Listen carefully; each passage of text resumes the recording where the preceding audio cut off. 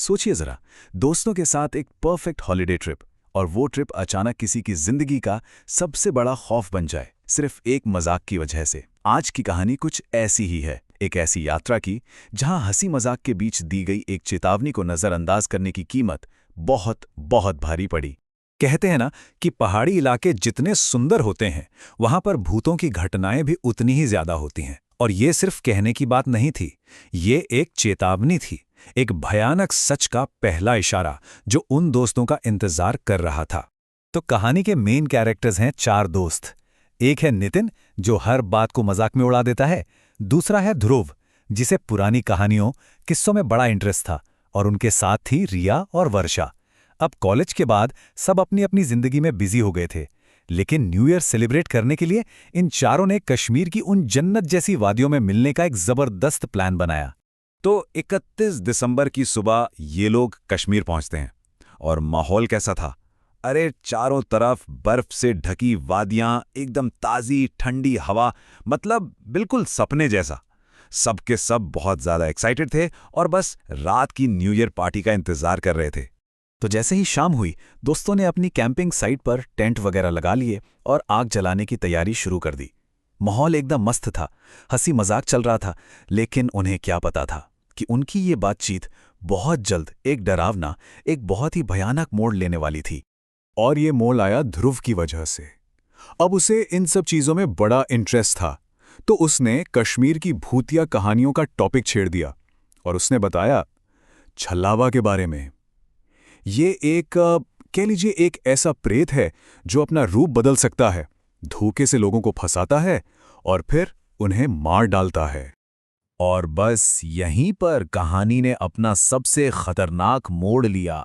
एक तरफ ध्रुव सबको वार्न कर रहा था, सावधान कर रहा था, और दूसरी तरफ था नितिन, जो उसकी हर बात को मजाक में उड़ा रहा था। और उसने हंसते हंसते पता है क्या कहा? काश कोई खूबसूरत पहाड़ी लड़की आए और मुझसे प्यार कर बैठे। बस यही मजाक उनकी जिंदगी की सबसे बड़ी, सबसे भयानक भूल बनने वाला था। थोड़ी देर बाद नितिन अकेला ही जंगल की तरफ निकल गया टहलने के लिए।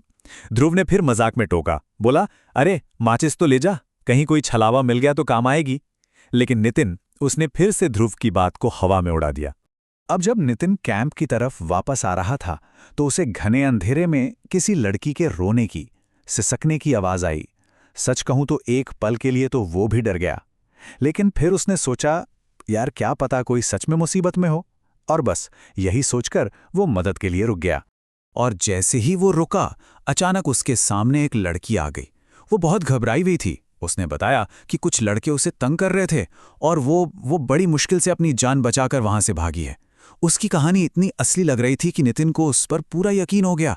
नितिन ने उसे दिलासा दिया, मदद का भरोसा दिलाया और उसे अपने साथ कैंप साइट की तरफ ले जाने लगा। बेचारा नितिन, वो इस बात से पूरी तरह अनजान था कि वो जिसे बचा रहा है वही असल में उसका सबसे बड़ा दुश्मन है। अब सोचिए क्या हुआ होगा। नितिन जब उस लड़की को लेकर दोस्तों के पास पहुंचा तो वो सब एकदम हैरान। उन्होंने नितिन से पूछा, अरे कौन मिली? तू किससे बात कर रहा है? यहां तो कोई भी नहीं है। ये सुनते ही नितिन के तो होश उड़ गए, मतलब पैरों तले से जमीन खिसक गई।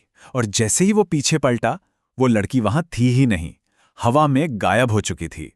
अब नितिन को समझ आ चुका था कि ध्रुव की वो डरावनी चेतावनी सच हो गई है। और तभी नितिन के कानों में उसी लड़की की एक ठंडी, कांपती हुई आवाज आई। अब तो तुम समझ ही गए होगे कि मैं कौन हूं। जी हां, वो छलावा था। और इससे पहले कि नितिन कुछ समझ पाता या चीख भी पाता, उस भयानक चीज ने उस पर हमला कर दिया। अब तक बाकी दोस्तों ने भी उस छलावे को उसके असली खौफनाक रूप में देख लिया था। वो नितिन को घसीटता हुआ अंधेरे जंगल की तरफ ले जा रहा था, और वहां बस चीखें थी और डर था। हर तरफ दहशत का माहौल था। तभी रिया ने हिम्मत दिखाई। उसने आग से एक जलती हुई लकड़ी उठाई और सीधा उस चीज पर फेंक दी। उसे देखकर बाकी दोस्तों ने भी वही किया। शायद यही उनकी आखिरी उम्मीद थी, और काम कर गई। आग देखते ही वो छलावा एक पल के लिए पीछे हटा, और बस यही मौका था। उन्होंने फौरन नितिन को छुड़ाया और वहां से भागे। सबके सब गाड़ी में बैठे और वहां से निकल भागे। लेकिन खौफ ने उनका पीछा नहीं छोड़ा था। अचानक वही लड़की सड़क के बीचों बीच आकर खड़ी हो गई। ध्रुव को जोर से गाड़ी घुमानी पड़ी। तभी रिया ने पीछे वाले शीशे में देखा और उसके होश उड़ गए। नितिन की आंखें पूरी तरह लाल हो चुकी थी और वो एक भयानक हंसी के साथ रिया पर झपट पड़ा। वर्षा ने उसे किसी तरह अपने रुद्राक्ष के ब्रेसलेट से रोका। वो सब जान बचाने के लिए गाड़ी से बाहर कूदे, लेकिन भागदौड़ में वर्षा का ब्रेसलेट गाड़ी में ही छूट गया।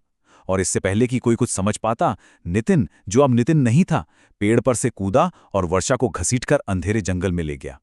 अब सिर्फ ध्रुव और रिया बचे थे। सोचिए उनकी हालत, पूरी तरह से बेबस, लाचार और डरे हुए। अपने दोस्तों को एक एक करके खोते देख ध्रुव की सारी हिम्मत जवाब दे गई। वो घुटनों पर बैठ गया और बस ऊपर वाले से मदद की दुआ करने लगा। और शायद उसकी प्रार्थना सुन ली गई थी, क्योंकि तभी उस सुनसान रास्ते से नागा साधुओं की एक टोली गुजर रही थी। ध्रुव ने जैसे ही उन्हें देखा, वो दौड़कर उनके पैरों में गिर पड़ा और रोते रोते उन्हें सब कुछ बता दिया। उन नागा साधुओं ने अपनी सिद्ध भभूति, मतलब जो पवित्र राख होती है, उससे एक रास्ता बनाया जो उन्हें सीधा उनकी गाड़ी तक ले गया। उन्होंने गाड़ी पर वो भभूति छिड़की और एक काला धुआं उसमें से निकलकर जंगल में गायब हो गया। फिर उन्होंने नितिन और रिया पर भी वही भभूति डाली और उन दोनों को उस छलावे के असर से पूरी तरह आजाद कर दिया। नितिन और रिया तो बच गए थे, लेकिन वर्षा? जब उन्होंने उम्मीद से साधुओं से वर्षा के बारे में पूछा, तो एक साधु ने बहुत भारी मन से कहा, मुझे बड़े अफसोस के साथ कहना पड़ रहा है कि वो अब जिंदा नहीं है। छलावे ने उसे मार दिया था। ये सुनते ही उन तीनों की तो जैसे दुनिया ही खत्म हो गई। वो लोग घर तो लौट आए, जिंदा लौट आए, लेकिन क्या वो पहले जैसे थे? नहीं। अपनी दोस्त को खोने का दुख और कश्मीर का वो भयानक मंजर एक जख्म की तरह हमेशा के लिए उनके साथ रह गया। जो जगह उनके लिए कभी जन्नत थी, अब वो एक डरावना सपना बन चुकी थी, और उन्होंने कसम खा ली कि वो जिंदगी में फिर कभी उस तरफ मुड़कर भी नहीं देखेंगे। ये कहानी अपने पीछे एक बहुत बड़ा सवाल छोड़ जाती है। क्या सच में लोकल कहानियों और चेतावनियों को सिर्फ एक मजाक समझकर नजरअंदाज कर देना चाहिए? क्योंकि जैसा इस कहानी में हुआ, कभी-कभी एक छोटा सा मजाक ही जिंदगी और मौत के बीच की लाइन बन जाता है।